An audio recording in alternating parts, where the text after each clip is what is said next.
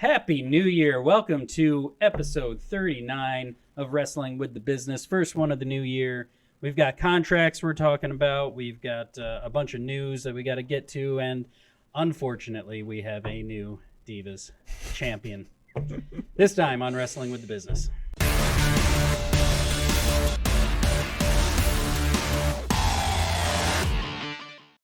Ladies and gentlemen, children of all ages, welcome back to the greatest wrestling commentary show on the internet. I'm the varsity athlete, Jeremy Bodette. With me, as always, is the professor. Should we take that name away? Matt Lambert, and the GM himself, Dan Shevlin. We are Wrestling with the Business. Wow, a lot has happened. The new year has started off with a bang. Gentlemen, let's jump into some news and rumors. Let's start outside AEW and WWE, because they seem to be soaking up all of the energy here. Going to direct this comment more towards Matt than Dan. Hiroshi Tanahashi is the new president of NJPW. I just want to hear him say the name. Hiroshi Tanahashi. I'll pass. That is not how you say that. He is still wrestling. As far as I know, yeah. Anybody I saw in the that US today. Anybody in the US saw him. He was at Forbidden Door. Forbidden Door, right? Mm-hmm. So he's still wrestling. Is this a work? Is this a shoot? I'm honestly not sure. I didn't see anything saying it was anything but legit. I did see a statement that he released, basically saying he's really excited about the future. I mean, it seemed kind of corporate and political, and Well, what's wrong with wrestling and being in charge? Triple H did it. it's just weird to be. He would only show up for special occasions when he really started to get active behind the scenes, you know. And he was How more on Vince the McMahon creative. wrestled. He was more on the creative side. He wasn't like corporate really side. I think it's legit. Based off of the articles I read when I read it last week, yeah. it's legit. Like the guy actually had the other guy. Apparently, I forget. I'm not even trying to say his name, but he had some beef with some other people, and they wanted him out. It's just weird for him to not. I mean, it's either retire or step he away. is well respected. Yes. In and out of the locker room, so it makes sense. Let's stay across the pond. Wrestle Kingdom 18 was earlier today, or tomorrow in Japan, depending on where you are. Yesterday. Anyways. Dolph Ziggler, Nick Nemeth, made his appearance. We knew he was sort of a free agent, weren't sure where he was going. Goes to Wrestle Kingdom, kind of lights the world up, actually. It didn't even occur to me that he could go to Japan. I was thinking Impact or AEW or... I think I was just more hoping he would go to Impact or AEW just so we could see him more. But he's going to light that place up. He seems to be getting over really well, the clips that I've seen from this morning. He actually did, there's this video going around the internet of this guy charging and attacking a judge, doing a tope suicida over the bench. And Ziggler basically does the exact same thing at the post-show press conference, so it's pretty funny. So he's clearly making a splash over there. So I absolutely have best of I luck. have zero interest in that storyline. I don't know if it's just Dolph Ziggler. I don't care where Dolph goes. Ziggler or Japan? I don't know. No, I just don't. I feel like Dolph Ziggler is done. I don't know. I mean, maybe it's so. He's just a really likable guy. I mean, he just never really have done it. He's never done anything. Like I don't know. Like I just feel like he's always been that. He was just sitting in WWE for 20 years doing nothing. I find him to be, quite frankly, a boring character, talent, whatever you want to call him. I don't know. His stuff with Vicky Guerrero is still some of my Oh yeah, favorite. that was always a little weird. Some of my but favorite stuff. Maybe this will be a resurgence for him. And his whole "It's too bad I'm too good." I love that gimmick. I thought that was great. His heel gimmick was awesome. Yeah, I thought he was definitely underrated. For sure, he should have been more than a mid-carder. Maybe that's the reason why I'm not at all interested in where he goes. Maybe that's they tried putting the title on him once or twice and it just didn't work. Well. no. So the XFL has officially gone belly up and has merged with USFL. They're forming the United Football League. I did see some clips of, not clips, but I did see some postings of basically the letter that they sent to all the athletes, which was basically like, hey, we don't exist anymore. So if you get a call from your coach, great, show up in Texas. If you don't, good luck. That was basically what it said. Wow. Well, I mean, so The Rock and his ex-wife, Danny, showed up at Fox Sports Sunday this past Sunday. And it sounds like, I like the idea. I like it's the United Football League now. I think the logo looks good. I think the name looks good. I'm interested to see, because XFL kind of tried to distinguish itself before COVID killed it with different rules and a more exciting gameplay and stuff. That doesn't really align with USFL. It'll be interesting to see. I didn't see any of the games last year, so I have no idea. It'll be kind of interesting to see how the games were exciting. I think watched it a couple works. of the games. I think this works out. They were better. I think a lot of things have had to come together. There's been a lot of failures for spring football. This hasn't been the right timing, whether COVID, whatever. The XFL originally relaunched 2 months before COVID hit. Yeah, it was right killed them. So I really think this is what needed to happen. I don't think those two could have survived going against each other. There's not enough room for a spring football league to begin with. Now throwing two of them, it's just not going to work. So I think them coming together was necessary. And if you look at their TV deals, they got ABC, they got ESPN, they got Fox, and they got FS1. And Fox owns the USFL. So now I think they're somewhat owner of this new one, and I think The Rock is somewhat of an owner of this one as well. I don't know the share of who owns what percentage-wise. Yeah, if it's a stock or something, I have no idea. But I really think the name works. I think the logo looks good. I think the concept is good, and I think it starts in a month, 2 months. Wow. So they're starting in March. Spring. Yeah, they're already in spring training, telling people to report to Texas and stuff. So is this supposed to be on par with NFL, or is this like minor leagues? Minor league, for sure. It's definitely not going to... But I think that primarily has to do with the level of talent that you can recruit at this time. It has a good selling point. And the selling point is, if you get caught from the NFL, where do you go? You can't go anywhere. There's only the NFL. You can go to Canada. Yeah. So now what you do is you go here, and you reestablish yourself, or you build yourself up where you get signed. There's some good stories, and I can't think of any names, unfortunately, but there's some good stories of people that have done very, very well in the XFL, USFL, and have gone on to the NFL. Kind of like AEW and WWE. That's what I was just thinking. I mean, no one's going to beat the NFL. It's just not going to happen. Yeah, they're too huge. Yeah. Speaking of business deals, so TKO has merged the WWE and the UFC kind of divisions into one unit. This doesn't appear to be a simple financial transaction, though. This appears to be something a little bit deeper than that. And I'm wondering, you think it's a bad idea? You're shaking your head. I think it's TKO. So if you look, I think their titles are TKO Executive Vice President. So they're not really for WWE or UFC. They're TKO. Right. So when you look at, I'm guessing the structure is WWE, UFC, TKO. These people work for TKO, and they run. They don't really work for any specific company. But one thing I've said this before on the show, and I'll see if you guys agree with me on this or not. It always feels like WWE is getting the shorter end of the stick. Like this guy who they hired, I forget his name. I was looking at it earlier. It's like a 3-letter name. He worked for UFC and known for building UFC as a global. What did WWE do? Like WWE's huge overseas. Like the idea, and now this guy's. I mean, this TKO guy is gonna come in and now take it over and make WWE better. Like, I feel like when you look at a global presence, do you think WWE was a little bit higher than UFC? I would think so. So I don't understand why it's always the UFC guys that are always getting the push over WWE. Like it's always the UFC going to show WWE how to become a global. Like WWE was huge overseas and global wise. I mean, their global reach was outstanding. I mean, it still is. And production wise, WWE started a lot of new stuff that other sports and companies started using because they pioneered it. It just always feels like, and I don't know what you two think about it, I always feel like WWE is just getting the short end of the stick on them. Like it's like WWE has never been able to do this, or they couldn't do it right, so we're going to do it. Like it always feels like they're saying that WWE isn't a successful company, and I strongly disagree with that. But I mean, maybe they need Vince McMahon back, or maybe this guy's team is all WWE guys, and he's just I don't know. But it sounds like this guy is I don't know if you're looking. I think his title is TKO Executive Vice President of Global. So I think he works for corporate TKO. Executive Vice President and Head of Global Partnerships for TKO. Yeah, so I don't think he's part of either one of the brands. I think he's just TKO. Yeah, it looks like they're just kind of maybe trying to combine forces from a marketing standpoint so that they can just better and more efficiently spread the word between the two of them.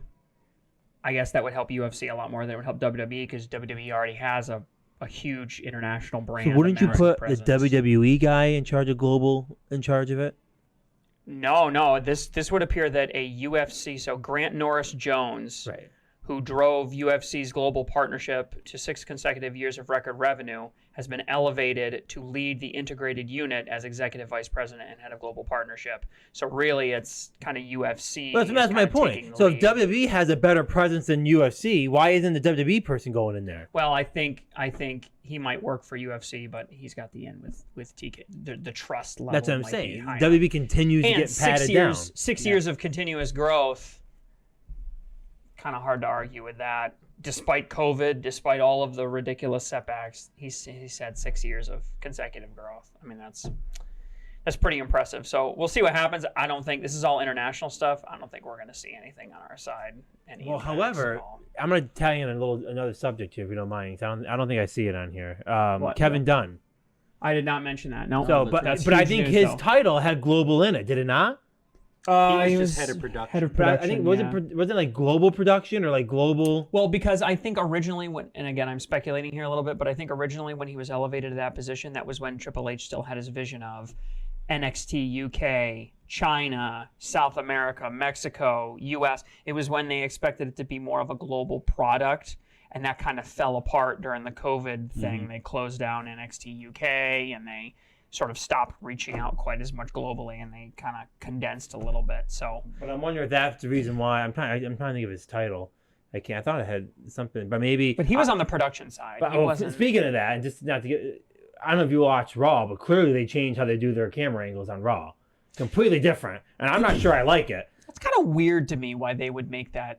That you take Kevin Dunn away, and now all of a sudden the entire camera setup is totally different. That Did seems you not? very Did odd. you see any of Raw? Did you notice I saw it all? bits and pieces. I was looking for that, but I didn't notice anything offhand. But for It's the last still several years, Kevin Dunn was always getting trashed on for his style of Super polished. like glossy. the crash zooms and the like 30 cuts in 10 seconds. That's what he was known for. Oh, that's him? Yeah, that was I him. didn't realize that was Kevin Dunn. Yeah, because that's he's not been good. the head of production. The shaky cam. Yeah, he's Yeah. been the head of production for like 20 years. Forever. 30 Yeah, years. he's been there forever.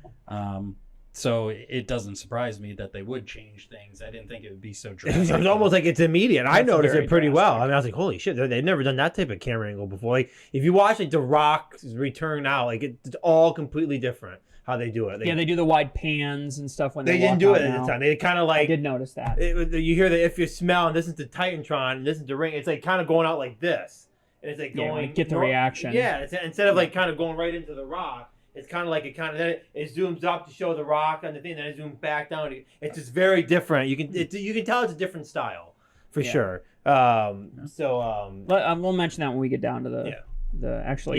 He was one of the last Vince McMahon guys that was left. So we knew his time was. Let's start with that. We can transition to WWE. So Kevin Dunn's gone. His contract.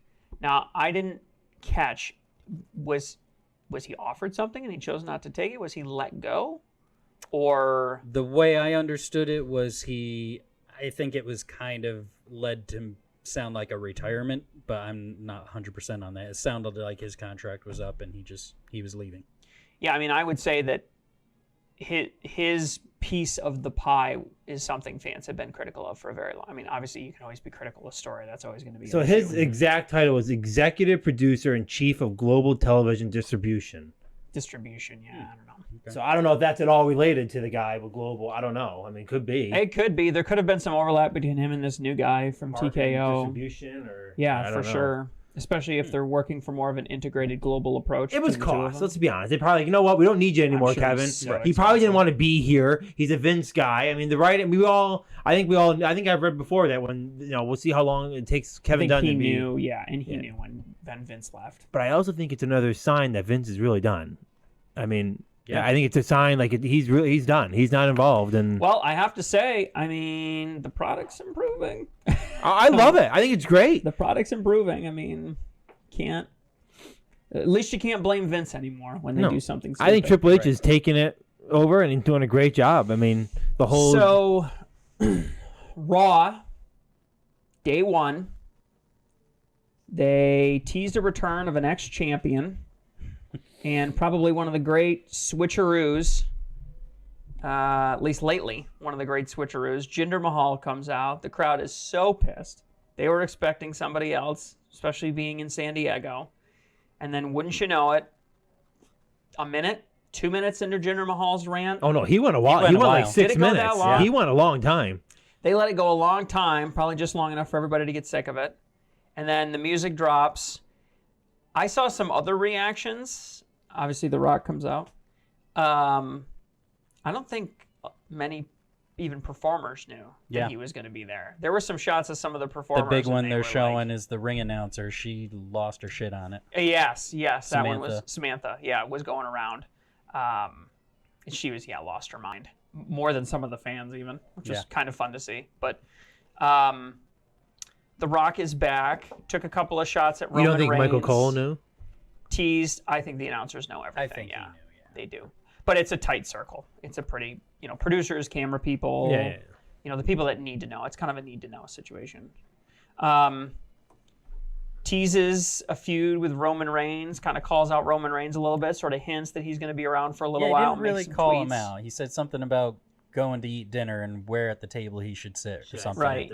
Table. Yeah. I said the booth, the bar. So Sit the head at the table, this is right up your alley. I mean, this is exactly what you wanted to happen. favorite. Obviously, you're a Rock fan. I mean, really, this is just the best week of wrestling that I've had in a long time. This is probably the best month ever since Survivor Series. You've really been on your high horse. It's been pretty good. I mean, you got Punk coming out at Survivor Series. Can't get any better. got I'm the- in my high. I'm in my wrestling high right The now. great Adam Cole prediction, which puts you over the top, and the new not champion. And now you have The Rock And coming Matt's out. going. I'm going up. Matt's going down. teasing that he's going to be coming back again. So obviously not an accident that he's on Raw. Obviously Raw is the only show that's still on the market, still trying to sell. For sure. Yeah. Obviously not an accident that he's coming out now. We know that Perth wanted him. They're basically trying to turn into WrestleMania Australia, for lack of a better term. This appears to be an Elimination Chamber lineup. Does that make sense? Are we excited for that? Do we give a damn? I expect if he's going to face Rome. They could push it off to WrestleMania, but they got so many other stories that they've been teasing for so long. I expect it's going to be Rock versus Roman at And I don't think he's going to Elimination commit Chamber. to that kind of time, months to it, with all that he's got going on. I'm not Strike's even, over. I'm not even sure it's going to be a match. And it might just be a face-to-face. You know, I guess you don't know. I mean, I don't know. I mean, it's just like, That'd be kind of The Rock, is The Rock really going to do a match? Okay, that's number one. Is it going to be for the title? It doesn't need to be, but should it be? Okay, then there's WrestleMania 40, Elimination Chamber. Like, what road do you go down where it's like, and like Matt said, there's so many other storylines to take place here. Yeah. You have, obviously, Cody Rhodes has been on this trail for a while. I mean, everyone seemed to think that's Roman Reigns' opponent. I don't know where this fits in. It sounds like it's really starting to come up where we kind of read it all that, their touring board they're paying for Elimination Chamber. They wanted The Rock there. Seems like that's what we're getting. Seems like now, I mean, The Rock has returned. He says it's just getting started. Like, clearly there's something forming here. I don't think it's a one-off thing. So I think there's going to be something at Elimination Chamber. Do they waste it on a match? I don't know. I mean, I was telling Jeremy, it is a stadium. Yep. It's like 65, 70,000 people there. So they're labeling it as like a WrestleMania type style. I mean, I don't know. It sounds like they're having to sell, like anytime they go big internationally, they're having to sell the old stars to get their foot in the door. Saudi Arabia, obviously. Yeah, that's when they were only doing it with Saudi, and now they're doing it everywhere they go. Yeah, they're doing it everywhere. So, I don't know. I think either way, it's going to make for an interesting show. I have to imagine he wrestles. He goes all the way to Perth just to spit in the mic. I don't know. That's a lot of money to pay a guy to fly a long way to spend 10 minutes, yapping his yapper. Some bad news on the WWE side. So it would appear that negotiations with Mercedes Moné, Sasha Banks, have broken down in WWE. It looks like her return will not be coming, at least at this time with WWE, something that I think the women's division desperately needs. Charlotte Flair's out, obviously with her knee situation, and things are looking a little uncertain and a little weak, so definitely not good if you're a WWE women's division fan. They've kind of lost more than they've gained lately. between. We mentioned it last week, though. They still have over 60 women on the roster that they could be pulling from, and they're not. And they're not. Yeah, they really aren't developing. But I mean, Alexa Bliss still is out. Carmella, obviously. Charlotte's out with the knee. They didn't get Mercedes Moné or Sasha Banks, it would appear. So Jade hasn't. So you think debuted yet. Jade Cargill hasn't come out yet. They've obviously invested a decent chunk in her. So yeah, it's kind of a weird. It appears that they're waiting for these big stars to either come in or be ready. I think, And that's why they're not pushing one of the 60 women that they could. I'm not sure it's really. I think maybe that's what it wants to be perceived as, is that she's not signing with WWE. I mean, did we not learn our lesson with CM Punk? Those rumors were all over the place for 2 months. I mean, even Becky Lynch hasn't been wrestling nearly as much, and she's a, true to form star. One thing I've learned with Triple H, and the reason why I like it, is that he's just all over the place. You never know what to expect with it. And I think you can see the same thing where, they could pick up that phone on Friday. It seems like with WWE, it's like, no, not interested, blah, blah, blah. Then they pick up the phone, and they'll call you on a Friday, and she'll be walking in on Raw on Monday. Like, it's just that quick. He's way better at preventing leaks. He is way better at. So I think there's a whole. I really think people, and I think the rumor mills and all the dirt sheets, they really need to start getting used to that. It sounds like things are running a little bit differently. Or find new sources. How many times did we hear that CM Punk was not in? Like, talks are done. No one's talking. WWE's not interested, not moving, and then bam. I mean, even The Rock coming out on Monday, I didn't see that teased. No, I didn't. No. So, I mean, even stuff like that, which isn't earth-shattering. It's The Rock coming. It's San Diego. He's right there. It's not like he's got a, it makes a lot of sense he would be there, but even something seemingly obvious doesn't leak. I was going with Batista. Like, Batista's going to show up, and that's going to be his road into the Hall of Fame. It could be, yeah. And then when I saw The Rock, and I was like, oh, shit. And I wasn't expecting that. But then it kind of ties into what we've been talking about. Makes perfect sense. That they wanted him at the pay-per-view, so clearly that's happening. Yep. Clearly that was a true rumor. That actually leads nicely into our next topic, which is... So Triple H, taking a page from Tony Khan's book, expected to make a major announcement on a show on Peacock called the WWE Preview Special 2024. I have no idea what that is supposed to be. Teaser for the entire year's events. Yeah. A new event location. I don't know what possibly they could be teasing. But Well, they added that major announcement in, so people will be watching him. it'll be interesting. Yeah, 8 o'clock Thursday night, which will be after this airs. So I'm sure Tony Khan will be watching it. to see, maybe find out what a major announcement actually is. Yeah. I'm sure he'll announce that he finally got that hangnail or that popcorn kernel out of his teeth or something. Some good news on the WWE side. So Naomi, Trinity Fatu, reportedly will make her return to WWE. So maybe perhaps a silver lining, although she was, in my opinion, she was only treated like a mid-carder before. Everyone just loved her for her gimmick. Right. She left for 6 months? 8 months? She wasn't a TNA forever, man. They were gone for a while. Or, I mean... She was out of WWE, but she was only at TNA since WrestleMania. 6 months, 8 months? Yep. It wasn't that long. And she hasn't even been gone that long. I mean, they released her, what, a year? 2 years ago? They didn't release her. Her and Sasha walked out. Right, they walked out because of... Yeah, that was middle of... That was when Vince came back, right? Yeah, that was that summer. Yeah. So, I don't know. I think this will help WWE, but I'm not sure if it'll help Trinity. We'll see what happens. I think they need her. You talk about your women's division, they need her. She's a proven... she's proven. I don't think the women's division is as bad as you guys think it is, but I mean... They're not getting television time. You got half the roster getting one match a night. If you have six matches... Is that just booking, or is that, like, obviously there's something going on with booking for it? It's with a 3-hour Raw, they can... Oh, they should be able to designate an hour to women's wrestling. I was going to say one match an hour. If you have 3 women's matches a night, you can keep 60 women busy. Mm-hmm. Relatively speaking. And dealing with injuries and being out for kids and whatever. Being arrested on the road for having pot in your car. You know, the usual stuff. You can do it. But... And they manage the men. Like, there's lots of unused dudes, but 40% of the roster is women, 40% of the roster is women, and they get one mid-card 7-minute match on Raw, one mid-card 7-minute match on SmackDown. Most of that's during the commercial. A couple matches on NXT. You know, like, that's just not... you have to give him time. You got to give him air to breathe. Speaking of which, Charlotte Flair, unfortunately, needs some major knee surgery, and she's expected to be out until October.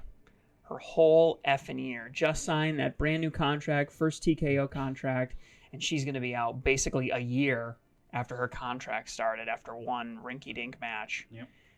Unfortunately, so She'll be back just in time for Survivor Series. that is. I just think I insane. really do think they're embellishing it a little bit. We're going to have a prediction show on FalseCon Anywhere coming out on Monday. We're going to make some 2024 predictions.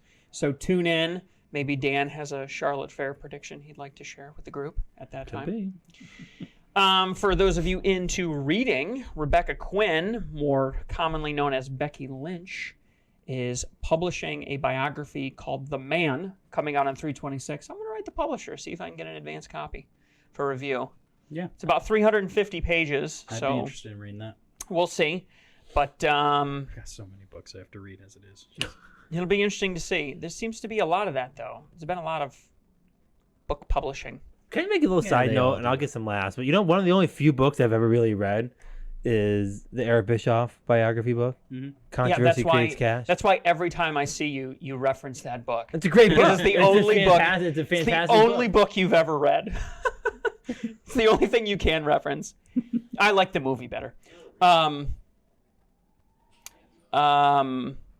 Apparently, wrestling/family biopics have taken a bit of a boost, thanks in no small part to the Iron Claw and its performance. Obviously, lots of great performances, Speaking of Falls Count Anywhere, which we reviewed on FalseCon Anywhere. Spoiler alert, we thought it was great. Apparently, it's reported that Chavo Guerrero Jr., while he was in Hollywood on set filming, was approached by multiple people expressing interest in doing some kind of a family-related biopic on the Guerrero family. Two interesting questions on this. Do you care? And who should play Eddie? I think Pedro Pascal. Dominic Mysterio. Dominic Mysterio. I think Pedro Pascal. Yeah, he could be a good one. Like That might the be good. perfect Eddie Guerrero. He'd have to bulk up a little bit. He'd have to gain a little, especially for late Eddie. Mm-hmm. Eddie got big. But I'd love to see him doing... I think that would be pretty cool. If it's anything like the Iron Claw, then yeah, it should come out pretty good. Yeah, and honestly, Iron Claw, I mean, maybe it'll make its money back, but the performances, I mean, people are talking about awards that's up what the I meant. yin I yang. mean, quality.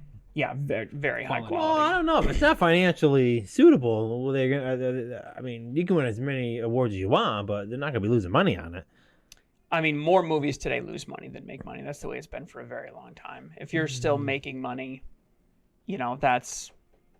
there's a benefit to awards too, especially if you lock an actor in for multiple years and stuff. You actually create an actor, big star power you can leverage on something else where you make money. Yeah, we lose money on eggs, but we make up money on candy. That kind of a thing. So, anyways, we will be looking forward to that. I would love to see a Guerrero family biopic Yeah, that'd with be nice. Pedro Pascal. Let's move on to AEW. So right before World's End, less than 24 hours, MJF publishes in the Players Tribune a love letter to the industry. I don't know what you call it. A very good article, which honestly Yeah, it was a good read. I thought as I was reading it, it's ghostwritten, but whoever it is has his voice down perfectly. If it was ghostwritten. Sort of teasing the future, saying he doesn't know what he's going to happen, but he loves the company, loves the industry, owes his life to it. Everybody's amazing.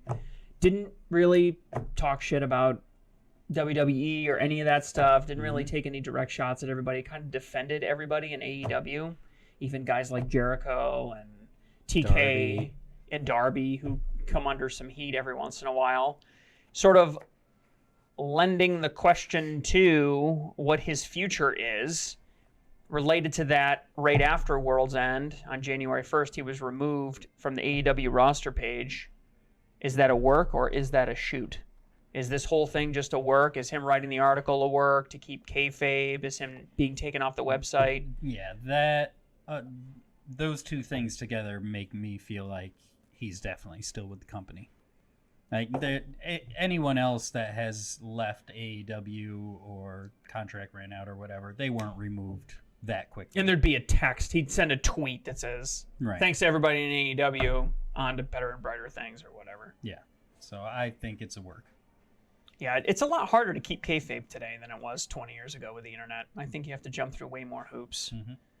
He's always been good at that, though. He has always been. And He was always his character in real life. And why would you close World's End like that? Right. That's I just don't a think crazy he signed. I've said that before. I'll stand by it. I mean, Actually, let's do that. You don't think he's signed? Is he signed? I was about to say I did think he was signed, but then you presented an idea last week about him showing up at the Royal Rumble for a one-off, and then going back to AEW after that. Or anywhere, right? No, I would love that, but That why would would be- that WWE would do be that? cool. I mean, I would love to see that. Well, they but if did I'm it. Triple H, well, I'm not going to sign. did it They with did it Mickey. with Mickey James. Yeah. She walked in with the title. Did she literally have the title on No, her? she didn't have the title, but it did. Her name graphic did say she was Impact Champion or whatever. I mean, look, if you know how these guys get passionate about it. I mean, he could have a lifelong dream of I want to be in the Royal Rumble, and this is an opportunity for me to go there for 2 months and do it and take some time off. And I just want to, if I'm him pitching to Triple H, I just want to do the Royal Rumble. It's a dream of mine, and I don't know if that will lead to us signing down the road. Every year they target a huge surprise at the Rumble. What would be a bigger surprise than MJF at the Rumble? Here's You might have to wait until my Falls Count Anywhere predictions. Oh, well. So here's what I Shocking. think, and I won't try to go too much into predictions to ruin that, but I do think there's a chance that he just doesn't want to sign right now. I'm not saying goodbye. I can see, I'm not saying goodbye to AEW. I'm just not ready to sign right now. I want to see what the next couple months hold. Maybe he does a one-off with Royal Rumble, and then you know what? Maybe that leads to a contract after with WWE. You don't know. I mean, maybe I really think that I don't think they didn't end. I just don't think there's nothing signed right now. And he needs some time off. I want to sit down, look at what my options are. Definitely does need to heal up. He's got some injuries. But I can see him saying, I'm not going to say goodbye. Like, I'm not, just so you know, Tony, I'm not going to walk out there and say goodbye. I do need some time to think about what I want to do. That's why you're not seeing any of the goodbye AEW. You've been great fan. I mean, honestly, if it was a work, wouldn't he have done that? I think no, I think it isn't a work. I think he does have something signed, but it doesn't start for a bit, for 3 to 6 months. Well, why not actually put a post out then? To make people really do think you're out gone. Because he wants his return to have all the pop and vigor that the setup at the end of World's End had with it. Right. But him saying- Now in kayfabe right now he is Dead he and just buried. lost his title. He lost his best friend. He's injured. He's dead and buried. So he's selling that at and at now this moment. he's So going to why not put out a post that he's done? Wouldn't that make the return so much more greater? I don't think no, because you don't want to weaken his brand. You don't want him to look weak. He looks weak already. If it's all kayfabe, he looks weak. He just lost his friend, lost the belt. No. He's hurt. He's weak right He now. doesn't look weak. No. Then what does he look? He looks He looks like beaten. yeah, he looks beaten. That's But he doesn't- weak. it took- Being is kind of the same as weak. No. I don't know about You that. can I mean, lose and not be weak. There's a way to lose and still look Absolutely. good. You can put a guy over and if still you're beat really him. trying to sell it, you put out a post on Twitter. You're done. I think he's taking time off. So that it doesn't have to be kayfabe. He's actually not on the roster. He is not actively on the roster right now, but he will be in April or May, which is going to give him just enough time to set up for something big at All In, something probably with his ex-best friend Adam Cole, settle the feud, whatever, do the Adam same. Cole still has a long time to heal up too. He's gonna And his 6 leg months or more. exactly. So that sets everything up. Adam I think Cole the doesn't have to storyline's feud where with he anybody wanted else. it to be at AEW. He has a perfect exit for right now. But I That is not a perfect exit if he gets out right now. No, I'm saying like for the time off. It's Oh, perfect oh. right now. So right now it's all worked out. But I really truly believe he just doesn't have anything signed. I think mean, I think they did get to the ending they wanted to get to, whether Adam Cole got hurt or not. I think it would have ended at World's End, regardless. If TK did this for him, it is the biggest, and he doesn't have anything signed now or a promise in the future or whatever. The greatest favor that's probably ever been done in the wrestling business to allow that cliffhanger of a finish and just to have the guy walk off into the sunset to some other company, to greener pastures. So let me ask that question, 'cause I think I asked it to you in our group text. If he really was leaving, how would World's End have ended then? Would it have been any different? If Tony Khan knew he was leaving, how could it have ended differently? Samoa Joe still would have won. Yeah, he would have lost. There wouldn't have been any interference. They probably would have just dropped. Okay, let me throw in the last-minute notification to Tony Khan that he's not coming back. They would have done. So he didn't have a month to plan this. Let's say he just was told earlier in the week. So you really can't modify the stories too much. They would have probably, rather than Adam Cole turning on him, they would have hugged and said goodbye or some teary-eyed thing like that. Yeah, because really, up until the last 30 seconds of World's End, everything was right with the world. It was what it was. So they just wouldn't have had. They would have had to rework the devil angle. They would have had to make the devil somebody else, obviously, and they would have had to maybe create a faction of devils that eventually reveal. You could have spun that off into something different, and yeah, you would have just had them hug, shake hands, and that would have been. See, I think it actually works out great if he's really leaving. I think it works out great. Because now Adam Cole can walk around and say, "I got rid of him." That makes it. It makes what it. He said on Wednesday. I mean, it makes his heel much more. Let's say he shows up at AEW or WWE. Yeah, I got rid of him. I stood up in this company. That's sort of. I mean, so really, at the end of the day, it works. And then MJF comes back 2 months later, back from the dead, resurrected, whatever. I do think I don't think he'll be at the Royal Rumble for the. I do think there's something fishy going on. I do think there's something. It's not so black and white I do think there's something going on. Rather, he's not signed or he wants to go to the Rumble, whatever. I do think there's some stuff going on. I'm just thrilled that we had a very interesting conversation about somebody that wasn't CM Punk. Moving on. So some information that certainly would have been helpful to Matt during the predictions part of our show. Andrade El Idolo is no longer with AEW. Wow, that was a bad accent. El Idolo. El Idolo? El Idolo. El Idolo. Well, there's no I after. Whatever.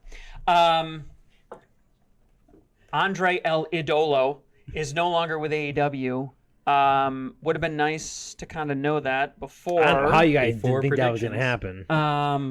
I knew his contract was up, but I didn't know his wife would drag him over to WWE, which appears. I mean, there's going to be a 3 month. Not definite. There's going to be a 3 month hiatus, but it would appear that he's going to come back. Well, no, there's no hiatus. His contract is done. His contract is done. Right, there's but no there's non-compete. there's no non-compete. No, he's finished. Oh, He 90 didn't leave it early. He didn't get terminated. 90-day non-compete. But even after your contract, once your contract's up, you're good. Yeah.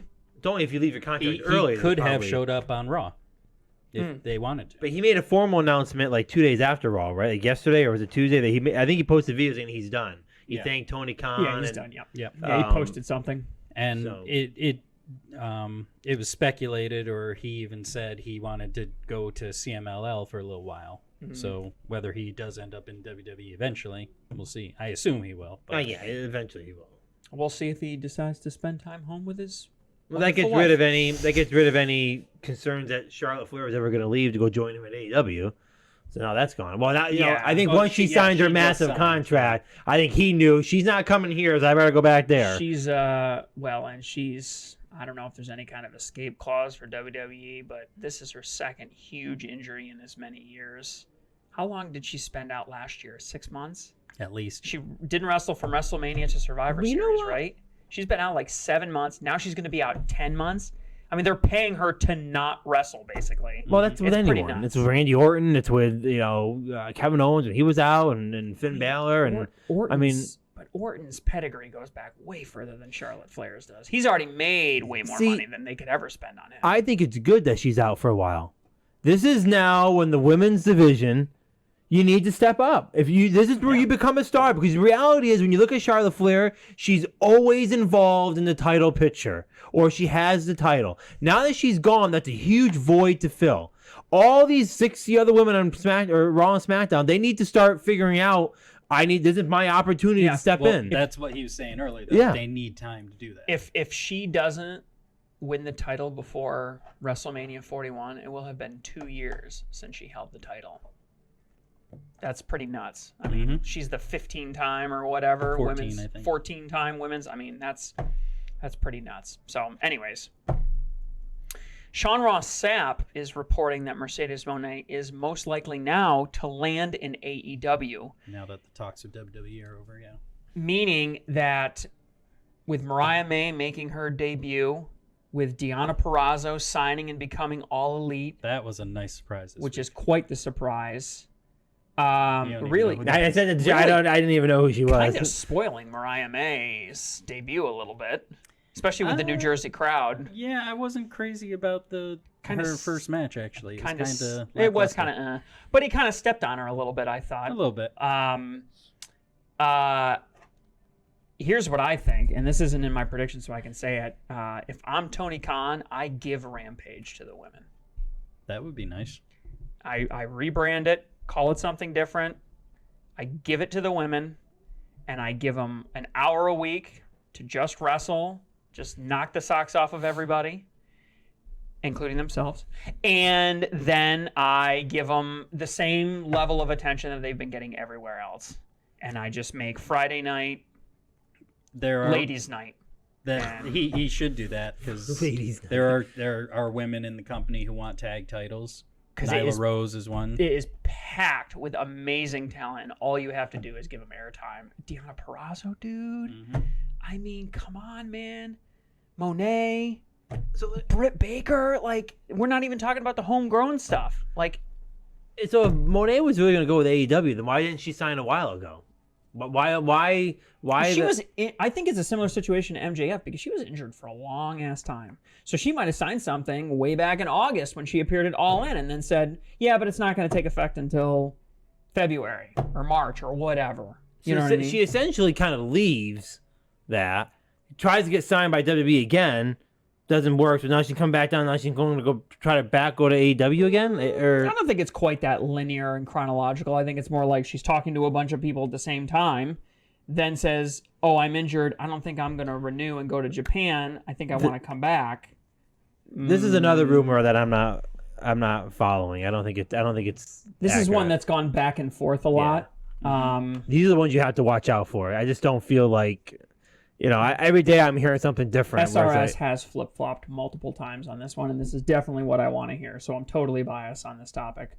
But, it would make the women's division... AEW would have the best women's division, hands down. Nobody could even touch them. Right. With Trinity and Deonna leaving the knockouts, TNA is dead for the women's division right now. I don't think they're dead. Well, right now, they're a shell of their former selves. They've always done well with the women. Yeah, I think they're a shell from a star power standpoint. You're still going to get good wrestling from them, but they don't have the same kind of personalities they had before.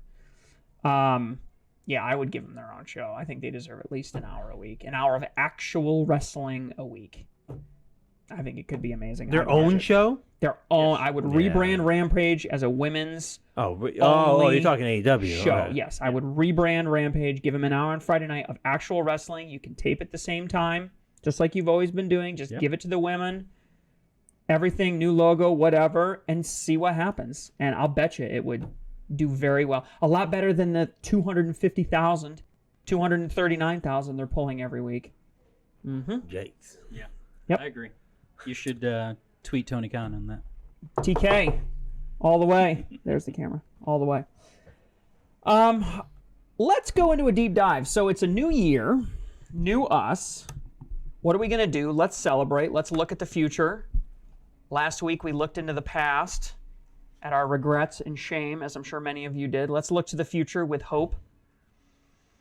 Let's do a where will they be in a year exercise here. We've got have a little crystal ball right Yep, there. I've listed, yes, look into our crystal balls. I've listed let me see. I've listed a lot of people that Dan knows and a lot of people Dan doesn't know.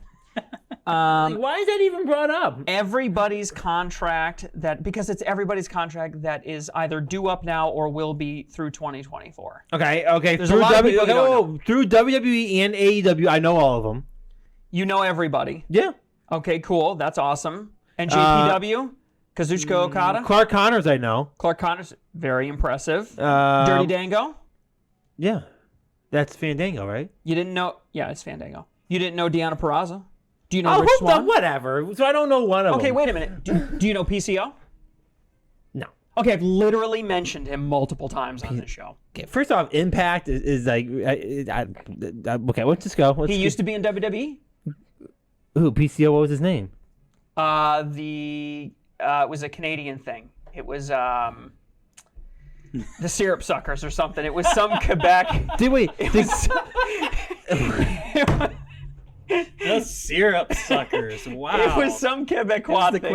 Quebecers. Yeah. The Quebecois. It was the Syrup Kippa suckers. Wow. Do you know who Alex Hammerstone is? From MLW, Major League? No. Camille? Yeah. Yeah. Yeah, you know who that is?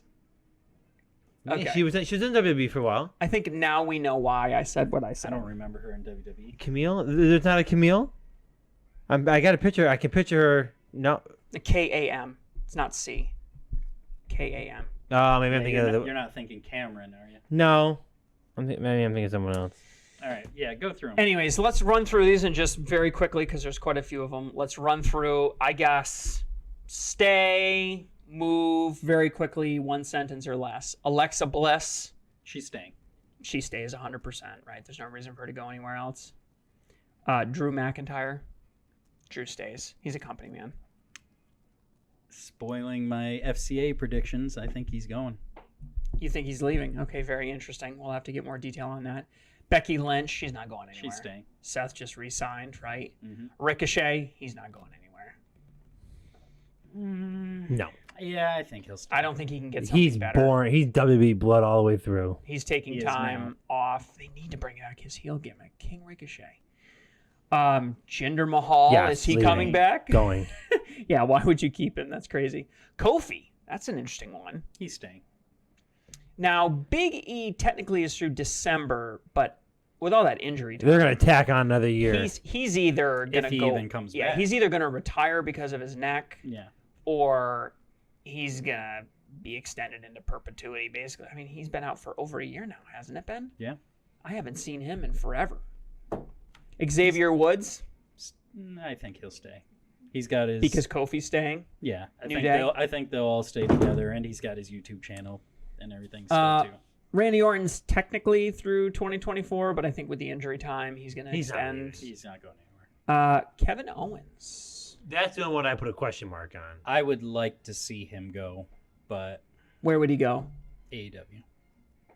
You think he'd be a good fit there? Yeah. You think if all his friends are there now, so if Sammy stays, he'll stay? Because Sammy's staying through. Oh, he was on the list. 2026 or 2027, I think. maybe. If Kevin Owens is leaving, he's only going to AEW. I don't think he would go anywhere else. Yeah. So, Yeah. but I don't think. Again, I don't think. I think if you're looking at Although he could AEW, crush it's too it. crowded at the top. I don't think I would. He could crush at TNA. You're right, it is too. QT Marshall, we won't talk about him. MJF, we've gone in deep on that. Tony Schiavone? Yeah, he's going to stay, He'll right? stay in AEW. Wow, AEW's not interested in him. They might put him in the Hall of Fame though. That would be one they could do. What about Bryan Danielson? No, He's staying. he's staying. Does he He's- retire? He's going to finish his He's career. given. He's been given everything that he didn't get at WWE: Does control, creative, everything. Does he retire from the ring in September when his contract is up? He'll probably have a little extension for his injuries. I think he'll drop down to part-time. I don't know if he'll ever fully retire. You'll see him like only for the big shows or whatever. Two, Be cool to 3 see him times maybe a as like month in a or commissioner year. role, maybe Maybe. that type of leadership role. And Dustin Rhodes. That's another one I'm him? kind of. WWE. You think he'll go Yep. back? Yep. How do you think they hand? You know, that's off topic. We'll talk about that later. Okada. I think he'll go to AEW. Yeah, I think they bring him this side too. I agree with that. But I don't think it's going to do much for his career. I think he's going to be dissatisfied. I don't think he's going to have much fun. Maybe it'll be a short-term thing. Yeah, I don't know. I don't think. I mean, outside of New Japan, I don't think anyone, New Japan and AEW. I don't think anyone else will treat him the way he expects or should be treated. No, he won't get treated like the Japanese guys in WWE. Yeah. Not even a little. Clark Connors. I don't really care what happens to him. Yeah, I feel about him the way you feel about. Well, it's fine. I'm trying to make sure it's the same guy I'm thinking. There's a guy who I used to see a long time ago on social media. He was trying to be. He was an up and comer. Then kind of like COVID hit and he disappeared. And then I'm pretty sure it's the same name. And I'm shocked that he's such a big thing over at New Japan. He must have really built himself up. He just had a major match at Wrestle Kingdom. I'm trying to look him up to make sure it's the same guy I'm thinking of. He's only 5'6". I thought he was bigger than that. Yeah. No way he goes to WWE. He's only 30. He's not that old. No, he's not that old yet. But he's excellent. I mean, he's a great wrestler. I'd love to see a little a little midget fighting between him and Gable, or that could be fun. Dirty Fandango. I think if he doesn't stay on Impact, he'll stay on the Indies. I don't think he's going. He does anywhere. most of his work on the Indies, anyways. He's kind of like Matt Cardona. Like I don't think you see him here and there, but AEW or W is not interested in him. Deanna, what about Rich Swann? I don't think WWE would ever want him back. And I don't think AEW wants him. I say he stays in Impact. Does PCO retire? No, I don't think he'll ever retire. I don't think so either, and I think Impact will keep him just because he's great. Pierre something Ouellette. I forget his middle name. Perfect Cell 1. Oh, him. Frankenstein, baby. Well, they change their name all the time. I can't keep up with that. He changed his name like forever ago. He's had like 2 names. As far as wrestlers are concerned, he's done nothing. I could see him doing, because he was in Ring of Honor for a while. I could see him showing up in AEW. He could never go to WWE, even if they wanted him. His style is just too definitely not terrible. And I mean, very entertaining, but he couldn't. His And ring work would. They'd never... bring him back and turn him into the new Mountie or something. Yeah, let's not do that. Holy crap! What he's doing is working great. I'd love to see Impact do a working relationship with. He's 56 though. I know, but dude, you need to watch a match. He can carry him. seriously. He's not Sting. He can carry a match. And he still throws himself through a table. This is some of his best work in the last 3 to 5 years. Random question: the Russian wrestler on WWE that was with Lana, Rusev, where is he right now? Miro. Oh, I didn't watch the match. I would have noticed that if I saw the match. You would have been like, "Oh, that's Rusev." That's how I would have. Okay, I didn't know that. Yeah, CJ Perry is Lana. They're married.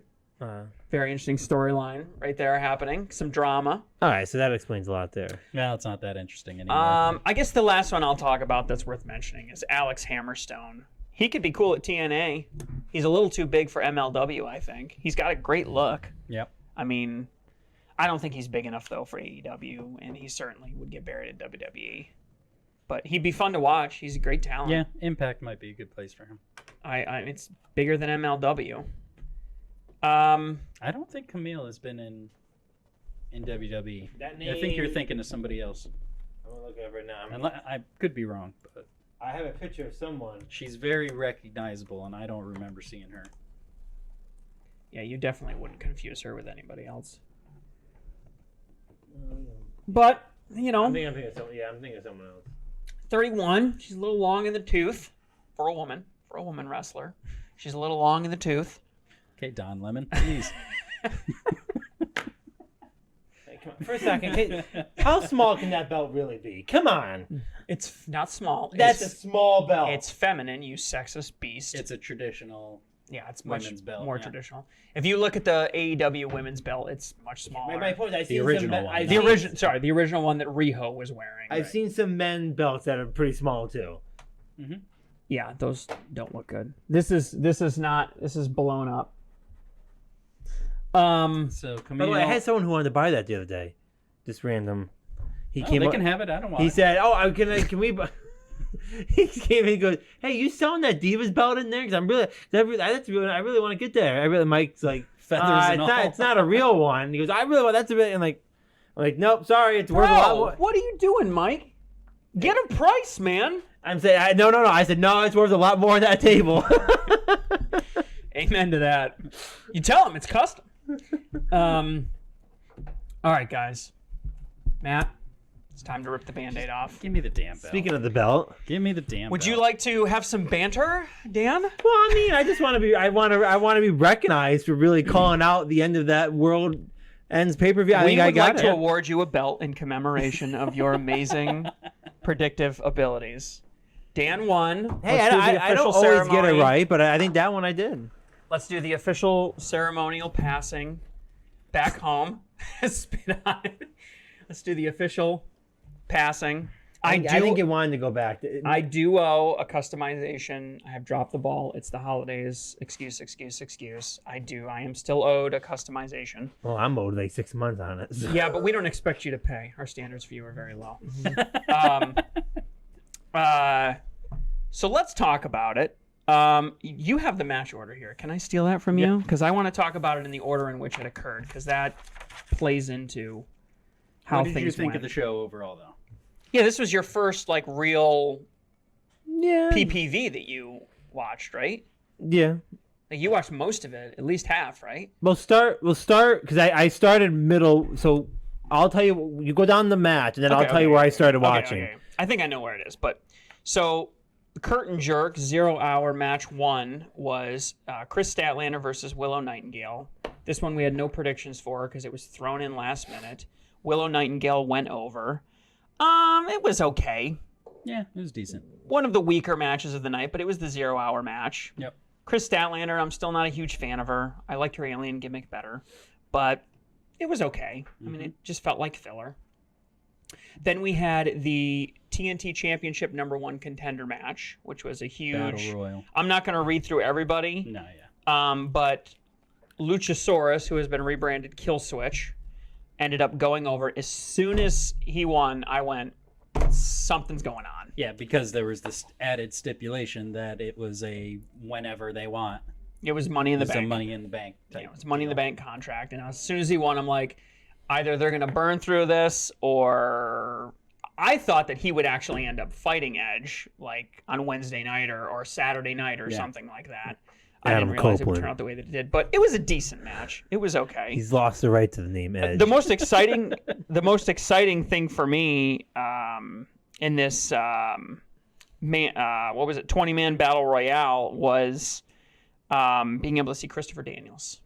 Always nice to see Chris Daniels out there. He wasn't in there long, but he wasn't. But TNA original, awesome guy, great wrestler, X Division champion. Always good to see him. Originally supposed to be the higher power in WWE, but that got nixed. Yep.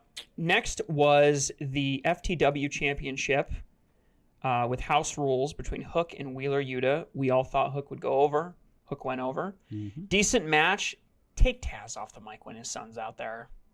Take him off. I don't like hearing it. I don't like hearing him say good things about Wheeler Yuta when he's beating up his kid. Pulls me out of kayfabe big time. Yeah. Send him backstage. Bring somebody else Hook out. is Taz's son? Yeah. Yeah. Hook is Taz's son. I know. They look so much alike. The fourth match of the night was, this was the All-Star 8-man tag match. Another one, no predictions, because this was kind of thrown together. Bryan Danielson, Claudio Castagnoli, Mark Briscoe, and Daniel Garcia versus Switchblade, Jay Wright, Brody King, Rush, and Jay Lethal. It was all the guys from the Continental Classic that didn't already have matches. Right, and Danielson, Claudio, Briscoe, and Garcia went over, which I think I would have predicted had I had a chance to. Good match. Brody King performed especially well. He's always good. He did especially well. He really stuck out to me. Jay Lethal looked really tired, and Bryan Danielson can wrestle with an eye patch. Okay, that was match 1. So match 2 of the official show was Andrade versus Miro. Some drama there. This was the one that unfortunately only Dan got right. He was being disagreeable with us, I think. I don't know how much logic was behind that pick. I think you were just trying to be disagreeable. No, I thought he was leaving. Now we know Miro. He didn't even know who I think Miro I said, was. if we go back and look. Yeah. I think we said. Yes. I think we said that. I think I said he was leaving. So I'm not. If he's leaving, they're not going to make him win. That was my logic for it. I didn't know who the other person needed to be. Yeah, and some drama, some good story with CJ Perry. It was story. I don't know if it was good. Doing double cross on Andrade. Made it kind of interesting, and then there was no resolution. He didn't grab her and kiss her. It was kind of, I'm still suspicious of you. I don't trust you. Yeah. Could be interesting, especially if her finger heals up and she can actually come back and wrestle soon. The next match of the night was Timeless Tony Storm versus Riho. We all thought Tony would retain. Second pay-per-view in the row where the secondary women's title had higher billing than the top title. I didn't like this match. No, me neither. This was probably I love Riho, but yeah. probably the most disappointing match of the night for me, actually. I thought this was the weakest. Tony Match of Storm's the night. gimmick is really popular, but I am not a fan of it. It was cool. It was kind of cool in the beginning, but it's just gotten old. It's for a me little already. cartoony. It's become a little Not even cartoony. cartoony. It's stale already to me. Yeah. Yeah, I'm not sure what to make of it. But that match was the weakest one of the night, so we all were right on that one. Mm-hmm. The next match was, Swerve Strickland was supposed to be against Keith Lee. Unfortunately, Keith was not cleared by medical, and Dustin Rhodes had to step up. We all thought Swerve would win. I thought they handled this really well, where basically Swerve came in, kicked Dustin's butt, and then got really mad at everybody, saying, "You wasted my time. You're never going to waste my time again." Mm-hmm. I think that's how you're supposed to handle that situation. I think you put somebody in, you have him get there, not do a job. He didn't do a job or anything, but he got his butt kicked pretty handedly. And he lost, but he put Swerve over big time. And Swerve still was able to get a little heat and whatnot out of it. I think it was the right way to handle it given the circumstances. And again, we all were right, so that helped. The next match number 8 of the night, was, the big 8-man tag team. This was Ricky Starks, Big Bill, Powerhouse Hobbs, and Takeshita versus Chris Jericho, Sammy Guevara, Sting, and Darby Allin. We all thought that there's no way Sting was going to lose. I think last week I said it was Kyle Fletcher and not Takeshita. But Fletcher there was an image floating around out there of Fletcher in it, so it might have gotten changed at some point. But we all thought Sting couldn't lose. He didn't lose. Everybody got their day in the sun. I think Sammy Guevara got the best of it, though. He ended up shining pretty good in that match. He came out looking pretty good in my eyes. Crowd's still 50-50 on him. Crowd's still 50-50 on him. Big Bill still getting over well with the crowd. I like to give that credit to Albany, because Albany was the first place that I heard him really get over. Yeah. And ever since then, it seems like he gets over better with the crowd. And a lot of boos for Jericho in this match because of all the random shit going on with him now. Yeah, so can you clarify that for me quickly? So at first I thought it was like a Me Too thing, but now it seems like the claims are more like he just kind of goes after people's wives. There's a couple things. Yeah, there was the whole NDA thing with CM Punk's lawyer that started it, and then that turned into somebody saying that behind the scenes he was a shitty guy, he was hitting on women or treating them badly or whatever, which prompted Kylie Ray to tweet a little emoji of one of those, kind of implicating like she had experienced she was it involved, from him. yeah. But then the person who originally made the allegation kind of backtracked a little bit about what he was saying, skeletons in closet, whatever the Now, this was after the show. All that you're talking about right now is that it was just before it was just accusations. Yeah, before the show it was accusations. This all came out after the fact. So nothing has been confirmed yet as far as I know. But he got, I would say, probably 50% booze. I mean, it was noticeable. It was very noticeable. It was very I mean, usually he's all cheers, but there were chants of NDA, there were chants of CM Punk. Yep. I think Kylie Ray even got a couple chants. He's just got to get off social media a little bit. He's starting to get really, really bad with social media, and I think he's pot stirring. And I think honestly, I don't think people respect it, and they don't really, just leave it alone. Just go do your job in the ring and leave. People don't want to see your comments on every little thing that's trying to stir the pot. And maybe finally, someone's calling him out on it. I mean, we'll see. I have a feeling nothing's going to come of this. I mean, if he did do something wrong, he should be held accountable, but I have a feeling this is going to fizzle out. Next match is the TBS Championship, House Rules Biting Allowed, Julia Hart versus Abaddon. These house rule matches, they don't handle those very well. This was, for me, the best women's match of the night. Oh, by far. Julia Hart is just really coming along. I mean, she's got a cheerleading background. I mean, you would not think that she would be much of anything except for maybe eye candy. She is really one of the coolest cheers I heard, one of the chants I've ever heard. This is spooky. Yep. Between the two of them, just as the match was beginning. I don't think I've ever heard anything anywhere near that before. Abaddon was pretty good wrestling. She's not all gimmick either. I thought that was a decent match. They aren't all gimmick. Yes, of course. Excuse me. They are not all gimmick. Let's be respectful here. Respect the pronouns.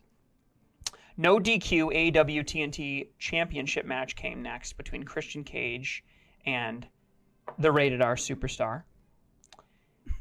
We all thought that the Rated R Superstar would take the belt. He took that with him. He owns that, so I'm allowed to say it. And he did win. Let me just outline what happened. He did win. So our predictions were right. Lucha came out, offered the contract. A little drama between him and Christian. Maybe there's some cracking going on. Lucha was going to do it himself, and then Christian made him give it to him. And there was a little, maybe some cracks showing in the facade. See, that right there, that's a main event match. That Who? one. That one right there. The way it all transpired, and that should have been almost the main event of the show. You think it was better than the main event of the show? Yeah, I mean, look, if you didn't have the devil storyline in there, that should have been the main event of the show. Well, I mean, look, MJF. I mean, that whole plot twist of the belt, him winning, and having a screw up. I mean, that right there is a good storyline right now. It's 2 up from the main event. So. yeah, I mean that's great. I mean that could be a main event on any pay-per-view in my opinion. Should have been ahead of the Moxley Eddie Kingston match. I mean, it wasn't bigger than the Continental Classic. The Continental Classic has been the best. I admit Moxley and Kingston are not my favorites from the Continental Classic. Wasn't that fun? But they are huge crowd favorites. But they are huge. Yeah, for sure. They're huge crowd favorites. And the whole story, I mean, we'll just go right into that match now. The whole story is Eddie Kingston, in the very beginning, put up his 2 belts in the tournament, and then his first 2 matches he lost. He was 0-2. Scratches back, claws back. Clawed his way back and ends up winning the whole thing. Good story. Huge. Now, this, for me, though, I thought this would be a bloody affair, and there was not a drop. A fleck of blood anywhere. It's actually been several weeks since I couldn't Moxley help bled. but be a little disappointed, wondering if maybe this is a brand shift or something that Tony or John or somebody's trying to do here. Because both of those guys are known for juicing, and they didn't. Nobody got any color. I couldn't stand watching Eddie Kingston. Him with the and punches. This is the one he got wrong. His punches were garbage. Well, not only that, just watching him wrestle. I think there's times like, is he really hurt? Is he not really hurt? The way he's just like, he crying the blues and this and all. Like it's just I just can't. I think it got good. I just can't watch. That's why people like it. I can't. I can't. To me, I don't know. It's just I was like, this is really becoming annoying watching. It's really an everyman. The second half was better than the first half for me. I just didn't see anything exciting that match. It wasn't standing out for me. And I definitely think he's a better wrestler than Jon Moxley is. Yes. And while I think that I think he's way overrated too. I think neither one of them should have been in the final, but if they are going to be in the final, it ended the way that it should. Yep. And then the main event, MJF Samoa Joe. So before the main event, that last match tied us all up. Yes, we walked into this and then everything just blew up. Mm-hmm. We were fully tied. Everybody had one. We were 7 for 8 on all of us. It was going very well. And then, as Dan and I predicted, Samoa Joe goes over. Not terribly surprising here, as obviously huge suspicions over MJF's future. And then the devil gets revealed. It is, as Dan, credit to him, put huge 3 points down. Big. And actually... And Jack Perry lost me a fucking point. Takes the victory by more points than are available. Gets 11 out of 9. The first time he gets extra credit.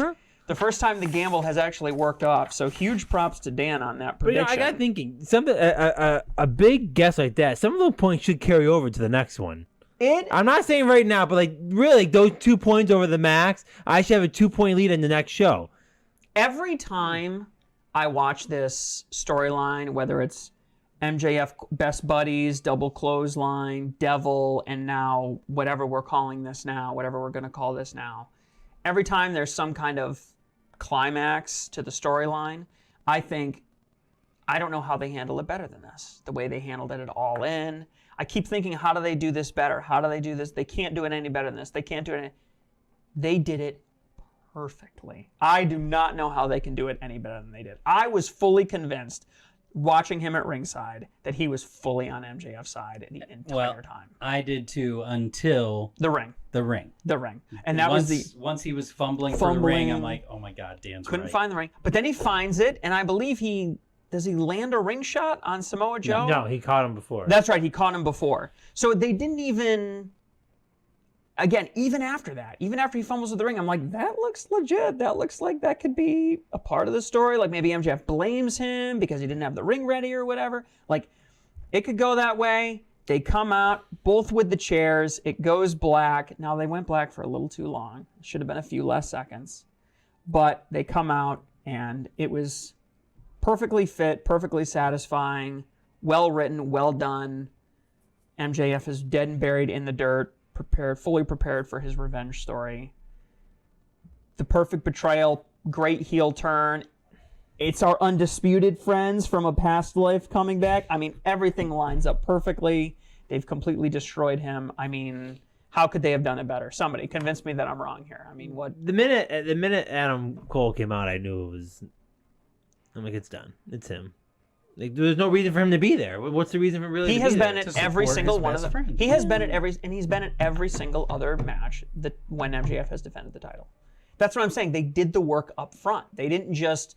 Like you in WWE, yeah, he'd have been gone for weeks and weeks and weeks. But even injured, he comes out to the ring every time MJF defends his title. Mm-hmm. They did the work to convince you otherwise.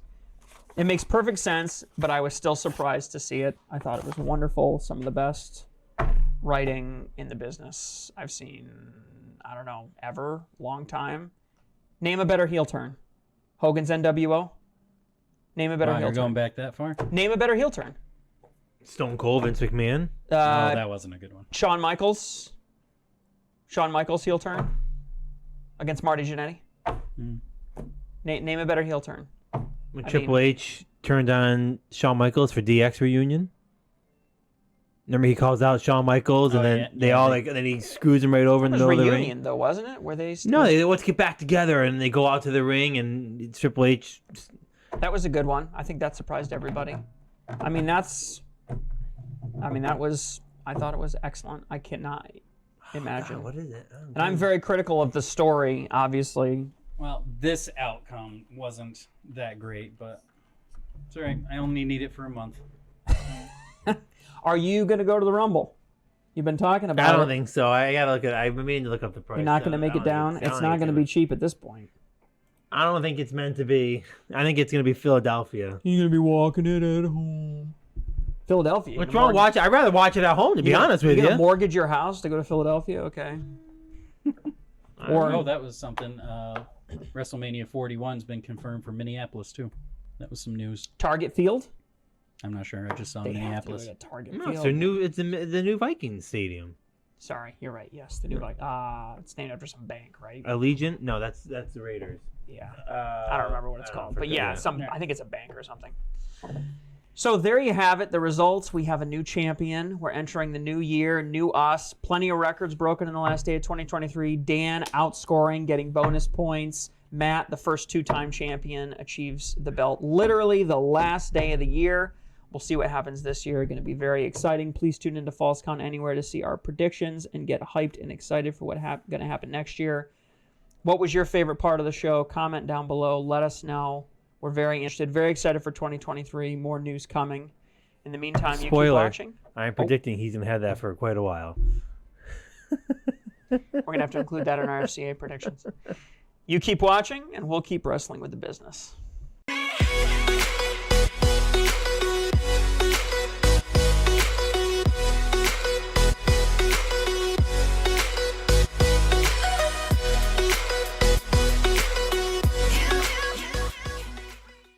Are we? Oh, okay. Do you want to do that right off the bat? You want to say, are we doing it at the end? When do you want to do I it? figured we'd do it during the recap of the show. Oh, that's fine. Okay. Sometimes the All right. banter is good. As long as I get to brag, that's all I want. Yeah. Banter, hey, if I had lost that, you guys would have been in here up my ass about it. So What did I say? like, What did I say? Just like the girl that picks her bracket based off of the mascots. Ladies and gentlemen, the blind squirrel that found the nut. Well, I found it. All right, you guys ready? Yeah.